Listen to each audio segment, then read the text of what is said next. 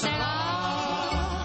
Whatever will be, will be. It's Sunday morning on CBS, and here again is Charles Osgood. Back in the summer of 1956, Doris Day had a big Billboard hit with Que Sera, Sera. So where is that popular girl next door now? This morning, Jerry Bowen looks for the answer. Is it love that gave the suggestion? When life seemed so much simpler in America a half-century or so ago, Doris Day was America's sweetheart. Funny, all this burst of matrimony. The beloved girl next door, and a huge recording and movie star. Pillow talk, pillow talk. Doris Day is, to this day, the #1 female box office star of all time. Nobody but me. She's the only one who was #1 for 4 years in a row. That was never true of Elizabeth Taylor, Greta Garbo, Katharine Hepburn, of anyone else. In the 50s and 60s, it was hard to find a movie magazine without her beaming face on the cover. And her leading men came from the A-list of the day, says David Kaufman, author of the unauthorized best-selling biography, Doris Day, The Untold Story of the Girl Next Door. Well, famously, Rock Hudson, Cary Grant, James Cagney, Jimmy Stewart. Not to mention Frank Sinatra, Kirk Douglas, and Jack Lemmon. But Doris Day's reality, like that of that long-ago America, was more complex and in some ways darker than the bubbly, everything's coming up roses public image. At the end of her career, she not only left Hollywood, she stopped being Doris Day.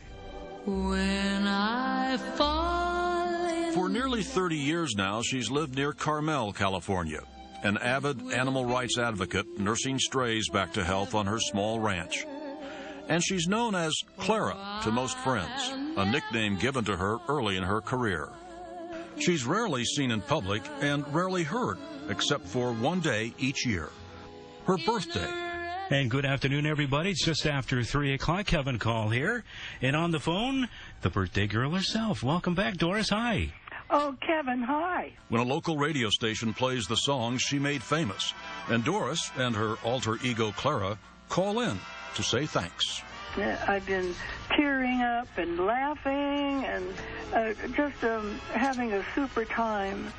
It's been a wonderful day for Dodo Day. Well, that's great to hear you sing, Doris. Gonna take a sentimental journey. Her first big, huge hit was Sentimental Journey, which she recorded at the very end of the Second World War. It came out, and it became very popular for that reason, with the soldiers abroad who wanted to come home and with their wives here who wanted them home. It was 1939 when a 17-year-old Doris Kappelhoff of Cincinnati, Ohio, began her singing career with the big bands of that era. Her stage name became Day, and she was off on the ride of her life. But for all the success that would follow in song and film, she never found what she wanted most. The only thing she ever really wanted was to have a happy marriage and a happy family life. And it's the one thing she never had. She was married 4 times, but she was ultimately not happy with any of her husbands. By the time she'd won acclaim for her first film, Romance on the High Seas, in 1948, Day had been married and divorced twice and left with a baby boy. Her first husband beat her, her second abandoned her. At age 25, her search for Mr. Right had gone very wrong. But her film career was taking off, and her films were giving a boost to her recordings. You sigh, the sun begins. It's Magic, which is in her first film, Romance on the High Seas. It's magic.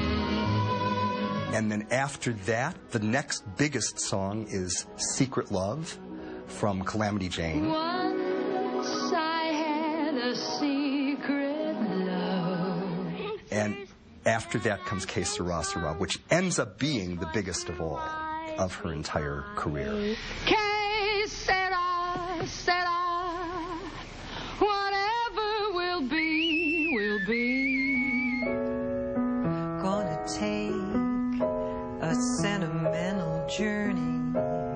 Cabaret singer Mary Clear Heron created a one-woman show dedicated to the songs of Doris Day.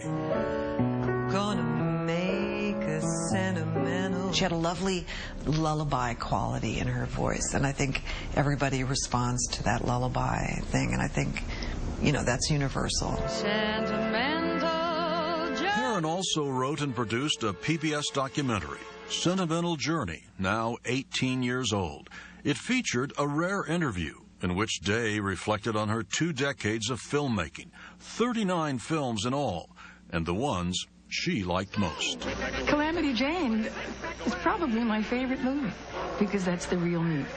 But when I was a little girl, I was a tomboy. I loved climbing trees and, you know, skating and doing all the things that the boys did. Yet I loved dolls. Oh, Rex, what a lovely thing to say. But her most popular film may have been Pillow Talk, the first of 3 movies she did with Rock Hudson, when both stars were #1 at the box office. Oh, that's good. Their on-screen chemistry was matched by a lifelong off-screen friendship, founded in part, says biographer Kaufman, on the secret lives they shared, her troubled marriages, his homosexuality. And I think, without ever discussing it, that they could relate to being basically the opposite to what their images suggested. Everybody loves. For example, the girl next door was not above having affairs, at least according to her alleged lovers, baseball players Maury Wills, which she denied, and Mickey Mantle, about which she was silent. And behind the scenes for 17 years of her life was Marty, agent and husband #3, Marty Melcher. He tightly managed her career, and their marriage quickly became a business relationship. Doris made the money, and by accident or design, Marty squandered it all. When Melcher died, Doris learned her $23 million fortune was actually a $400,000 debt.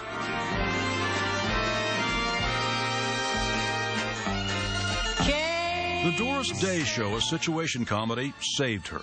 It ran for 5 years on CBS and paid her legal bills as she fought her late husband's business partner to recover her losses. Eventually, she won some of it back.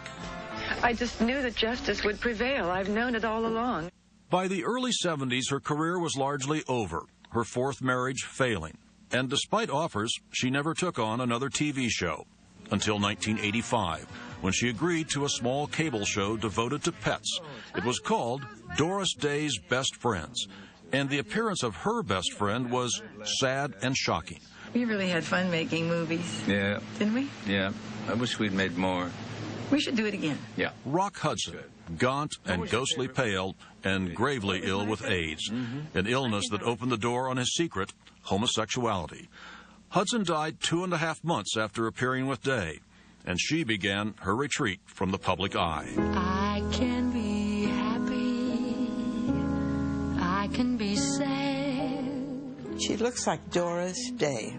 A little older, but Doris Day. She still looks great. Actress Kay Ballard, a longtime friend and occasional visitor at Day's Carmel Valley retreat. Well, she spends time making food for the animals. It's so funny. She has them on vegetarian, and, you know, she just adores her animals. I've been advertising, and he ain't buying. Andy, don't you touch that wig. Ballard was a regular on the old Doris Day Show. This is a picture of Clara. She says her old friend doesn't always answer her phone calls, sometimes doesn't even answer the door. Most days, just wants to be left alone. I just think the disappointment she's had in marriages is what turned her off of people and turned her to animals, and they never disappoint you. That sentimental journey. Life may not have been perfect for the girl next door. There were quite a few bumps along the road. But for Doris Kappelhoff from Cincinnati, Ohio, it's been a pretty amazing journey.